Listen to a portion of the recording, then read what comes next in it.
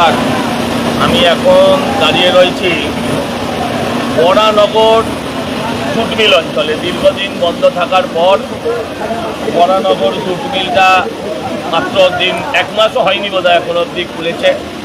মাস দেড়েক হবে সম্ভবত খুলেছে। সেই খোলার পেছনে আমাদের সরকারের, আমাদের স্থানীয় নেতৃত্বের, আমাদের প্রত্যেকের একটা ভূমিকা ছিল। আমরা দিনের পর দিন কর্তৃপক্ষের সাথে কথা বলেছি।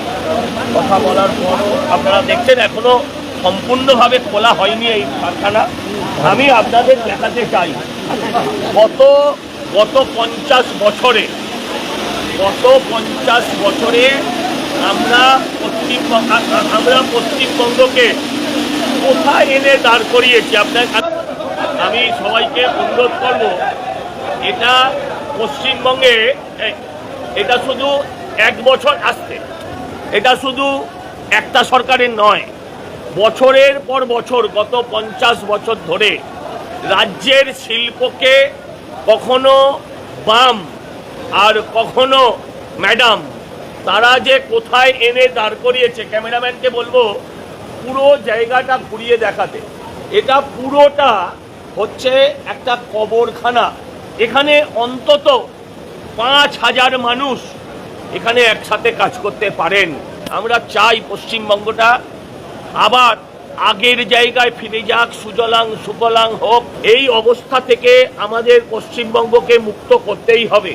যারা শুধু ঝান্ডা লাগিয়ে কারখানাকে বন্ধ করেছিল, যারা শিল্পপতিদের রাজ্য থেকে তাড়িয়ে কাটমানিটাকে শিল্প করেছিল, আজকে তাদের দেখানোর জন্য আমি আজকে এখানে এসেছি। একটা পরিদর্শনে দেখে প্র্যাকটিক্যালি চোখে জল আসছে যে বাংলার শিল্পের কি অবস্থা।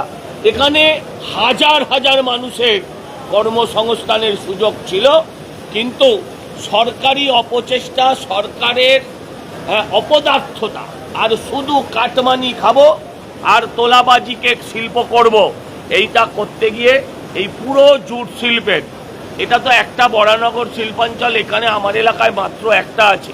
এই পুরো ব্যারাকপুর শিল্পাঞ্চলে এরকম অনেক অনেক কারখানা আছে, যে কারখানাতে আমরা যদি মানুষকে চাকরি দিতে পারি তাহলে আমাদের বেকার সমস্যার অনেকটা মিটে যাবে।